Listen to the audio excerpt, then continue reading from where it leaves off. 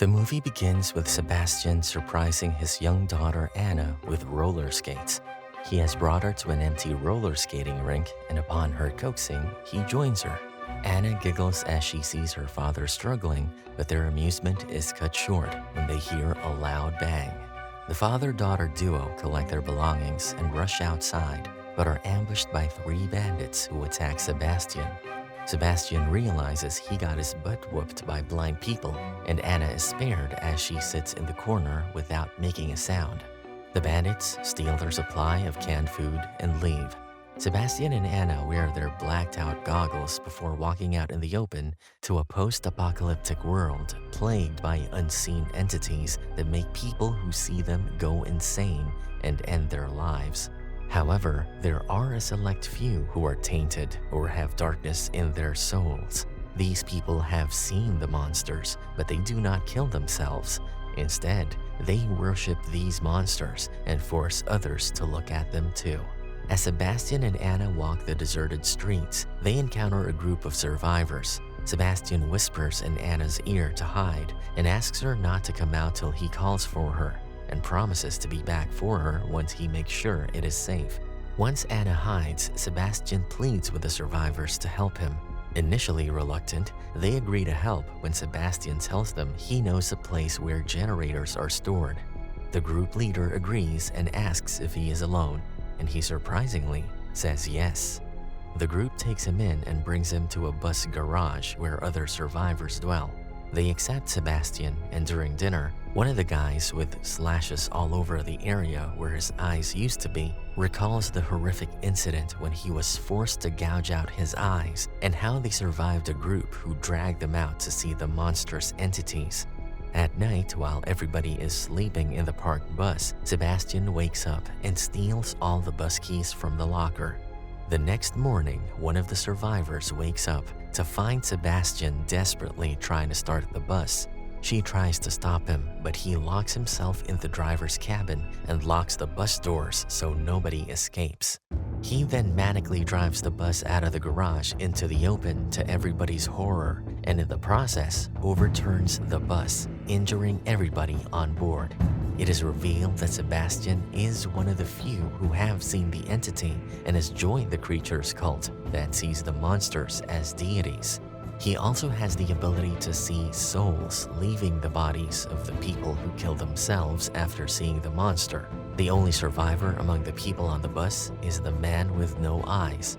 Everybody else dies, and suddenly Anna appears, congratulating Sebastian for freeing their souls. Anna tells him the souls have gone to a beautiful place and wish Sebastian could see it. Sebastian is eager, but Anna says his work is not done yet, as many lost sheep are still out there, and calls him their shepherd. We are then taken 9 months earlier when Sebastian used to live with his wife and his daughter Anna.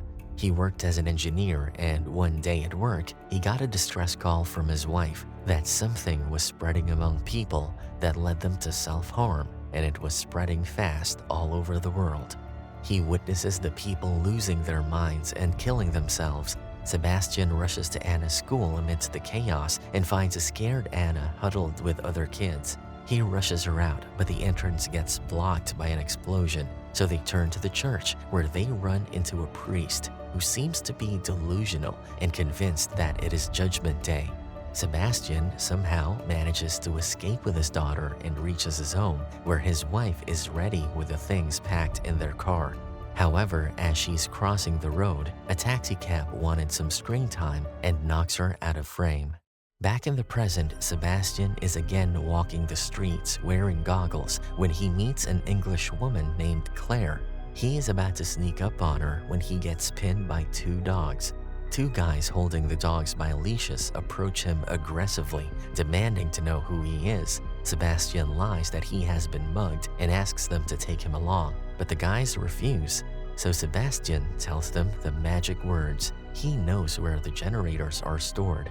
This again works, and this group of survivors also take him straight to their hideout instead of going for where these generators are supposed to be. They reach an old bomb shelter where he meets a young German girl, Sophia, who is the same age as Anna. The guys who took him in don't trust him and rough him up a little to tell them about the generator, but Sebastian says he lied, or else they would have never allowed him to come. One of the guys is ready to throw him out, but Sophia intervenes, but no one there understands German and fails to understand what she is saying. Sebastian, however, knows German and decides to use Sophia to drive the others out of the shelter. He speaks with Sophia in German, surprising everyone, and they decide not to throw him out yet. He helps tell others Sophia's story and how she ended up there. Sophia tells them about a safe place she was headed to with her mom before she got separated and ended up being rescued by the people from the shelter. Hearing about a safe place, one of the women in the group suggests they travel to that place because it is covered by tall walls, and the only way to get there is using trams, which will ensure their safety from the creatures. Sebastian convinces them to go, and with a majority vote, they all decide to leave the shelter and move to the safe place. The next day, they venture out together in search of the safe place. While walking, Sebastian is reminded of what happened 8 months ago after his wife died. In a flashback, we see Sebastian with a blindfold, searching for a hospital for Anna as she is down with a fever. He returns home disappointed and apologizes to Anna. At present, he can't help but think of Anna whenever he sees Sophia. But when he sees Anna in the shadows staring at him, he shakes off the distraction and decides to concentrate on his mission. When everybody has slept, Sebastian sabotages the dog's leashes.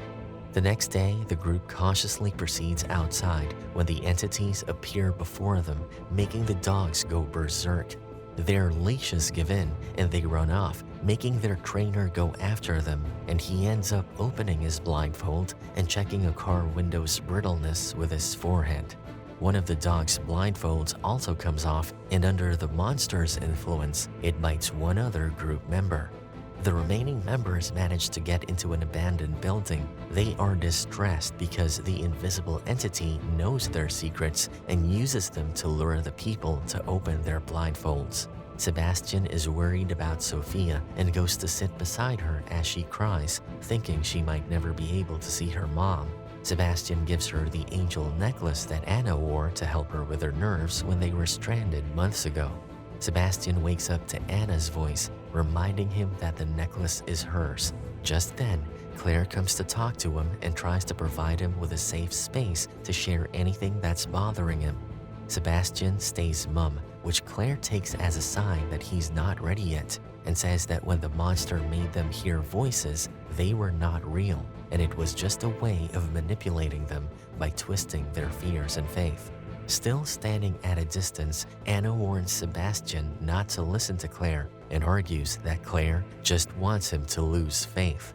Their argument is cut short when the guy who was bitten starts getting really sick due to his wounds.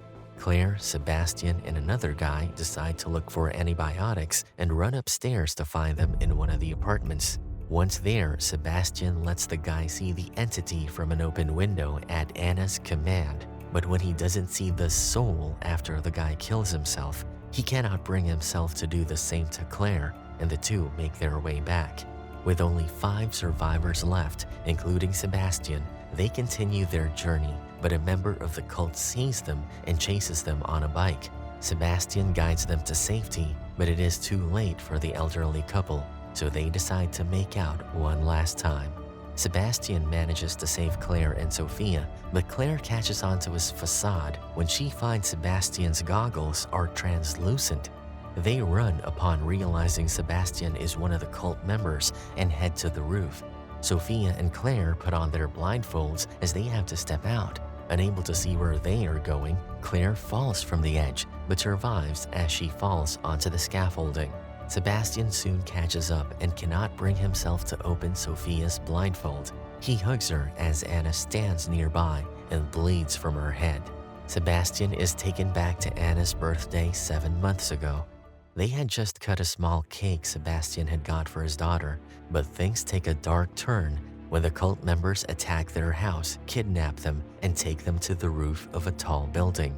The members include the priest, who forces Anna to open her eyes.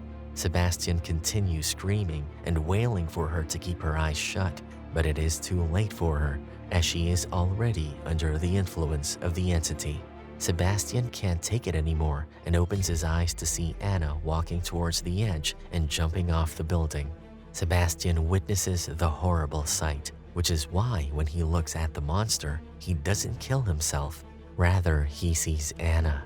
The monster has taken Anna's form to manipulate Sebastian into saving the other souls.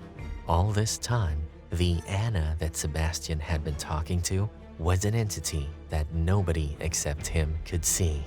Sebastian realizes what he is doing is wrong and wants to help Claire and Sophia reach the safe place. He gains their trust and leads the way since he is the only person who can see. They are left with no choice but to trust him because the people from the cult, headed by the priest, are also chasing them. Sebastian gets the girls in a car and drives off while the priest and his men tail them. They soon reach the tram tower, but Sebastian decides to stay back to ward off the priest and his men. He says goodbye to Claire and Sophia and sends them off before facing the priest. On their way up, Sophia almost falls off the stairs because a few steps come loose, making her hang in the air. Had Claire not caught her hand, Sophia would have plummeted to her demise. Claire takes the chance and opens her blindfold to avoid such an accident and continues climbing up to the top. Once they reach the top, Claire tries to start the cable cars, but the switch doesn't work. So she starts ringing the huge bell, probably thinking the people on the other side, at the safe house, have control of the trams. But the sounds of the bell also attract the entity that quickly makes its way towards them, and Claire starts hearing voices. She closes her eyes, and at the same time, the cable cars start moving. Through the voices, the monster makes them hear their loved ones to distract them. The voices make Sophia almost walk to the edge, but Claire pulls her back in time. Claire doesn't let the voices control her, and after calculating the time for which the cable car doors open, she makes a leap with Sophia in her arms and successfully lands in one of the cable cars before its doors are shut. Meanwhile, Sebastian fights off the priest and impales him with a rebar. But the priest doesn't give up yet, and after injuring Sebastian with a knife, he impales him with the other end of the same rebar, killing them both. Sophia and Claire make it to the other side of the mountain to the encampment of survivors protected by the military. Among the survivors, Sophia finds her mom, and the two are elated after being reunited. Claire is taken to be examined by a doctor. They talk about the people from the cult, and the doctor tells them they call them seers. Claire asks what the blood tests are for, and the doctor tells her they are looking for a DNA marker. She explains that extreme forms of stress and trauma can alter the DNA, giving certain people the characteristics of seers. Their blood can be helpful in finding an antidote to make people immune to seeing the monsters. Claire is curious to know how the military would test that, but the doctor doesn't answer. Instead, we are shown deep down a research lab where one of the creatures have been captured. In the lab, the scientists inject blood from a seer into 3 mice. They then put the mice into a locked room where they have supposedly caught one of the monsters. Suddenly, a growl is heard, and the 3 mice soon die, off screen of course, leaving us to ponder how they even unalive themselves. The seer strapped to the bed wails and pleads to let him see the entity. And that's a wrap for this movie recap. Thanks for watching.